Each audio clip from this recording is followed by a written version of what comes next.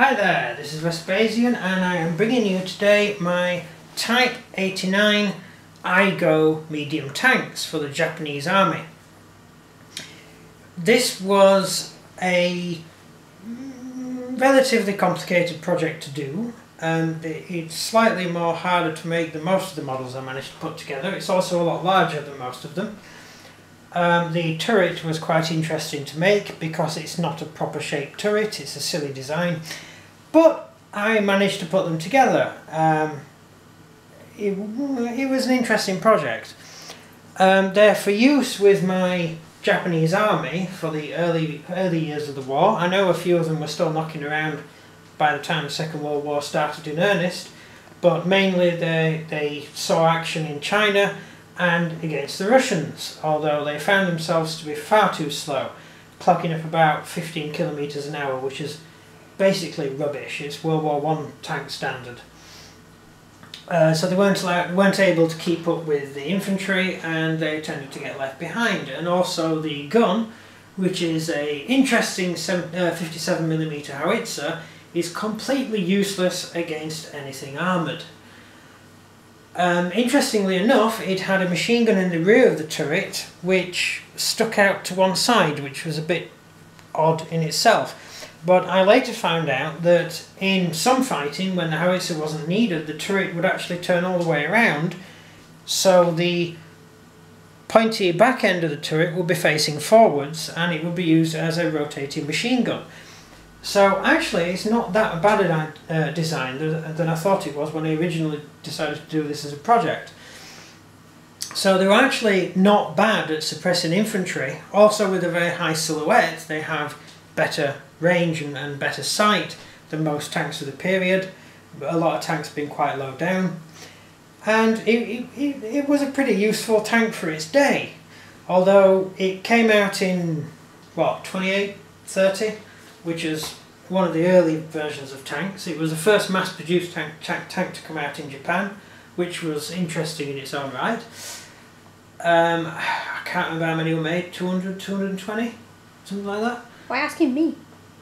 I thought you knew this sort of stuff. No, I don't. Right, okay, fine, I'll just talk to myself for a while then. Okay. Just amuse yourselves. I think about 220 were made, but some of them were special versions which never actually saw combat. So there was 220 stragglers?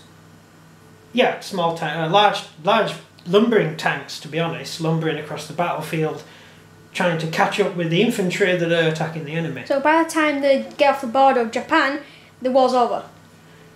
I think they went there by train. But anyway, one downside to the high silhouette for these tanks is when they were fighting the Russians with the 45mm anti-tank gun, the Russians would pretty much nail them at long range. So not the best tank to have fighting against other tanks, but in China they were very well suited. The howitzer came in very handy for destroying pillboxes and defences. It carried an armour-piercing round designed to penetrate concrete, reinforced concrete, which did actually prove quite well against the Russians, unfortunately only within 800 yards. And the Russians could generally kill these with their 2 centimetres of front armour way before that. And it's not like you can sneak up on them because these tanks were huge, and you can't sneak up with a really big tank unless you cover it in foliage and pretend it's a tree. And the Russians, even the Russians, didn't fall for that one. In painting, I have painted them up in standard Japanese colours. I've kept the same paint scheme for all the tanks in my Japanese army, because the Japanese tended to have different schemes for each different type of regiment, and I just thought it would look better doing it that way. And I've put the army badge on one side of the turret for when it's fighting with the army, but when it's deployed with the navy, I have the navy badge on the other side of the turret, which I thought was really clever, but I'm a lonely person and I don't get out much.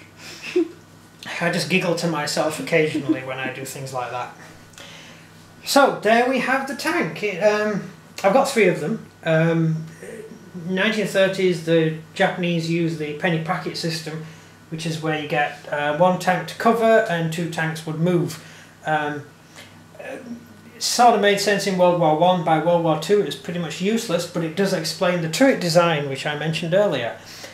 However, by 1937, the Japanese had switched to the four tank system.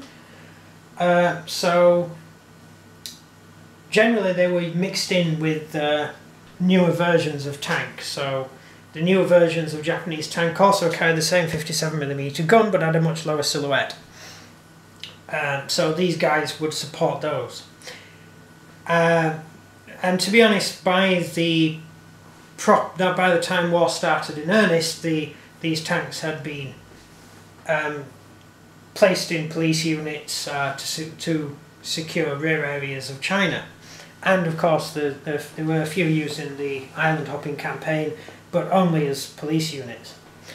But they are still a really interesting tank and quite fun to use. We have used them once, haven't we? Twice? A couple of times? Twice. And did they turn out quite well? Well, I did just win 2 battles with them. Yeah, you did actually, yeah. There we go. So they're brilliant tanks. They're awesome. They're the best tank you could ever possibly have for the Japanese army. Go buy them now. Actually, I don't even know if you can buy them. I've never seen them in a shop. That's why I made them. You scratch built it. I had to scratch build them because I can't find them anywhere. So there you go. I wonder if Warlord are going to do one. Look at his website. I haven't seen anything like that on there. Talk to him. I'll have word with him. Anyway, so here we are, my tanks, and I've waffled far too much for this video. If you enjoyed the video, if you enjoyed the video, please click like. If you want to see more videos for some reason, I don't know, maybe you're bored, subscribe, that'd be nice, and leave me a message, because I never get any mail and I ain't got any friends, so when I get messages I get really happy. And that's what the rest of the tank looks like, because he didn't show you. Yeah, that too. Yeah. There's a door on the front. Yeah, Who puts the door on the front of a tank? Seriously, why put a door on the front of a tank? It's a tank. You built it. Why did you put a door in the front? Because the idiot who designed it put a door on the front. I'd have the door on the back of the tank so I could run away when people were shooting at me. You designed it. No, I didn't design it. Some guy in Tokyo designed it. Actually, there's a cavalry officer in China. I mean, a cavalryman invented a tank that does 15 kilometres an hour. That tells you all you need to know about the Japanese army. Actually, the British were far worse. The Japanese tanks actually were useful. The British tanks were rubbish. So there we go. I hope I haven't insulted anyone who's British. But if I have, I'm British as well, so get over it. And that's it. That's me. Sorry, I already said all that other stuff. Goodbye. You. Bye.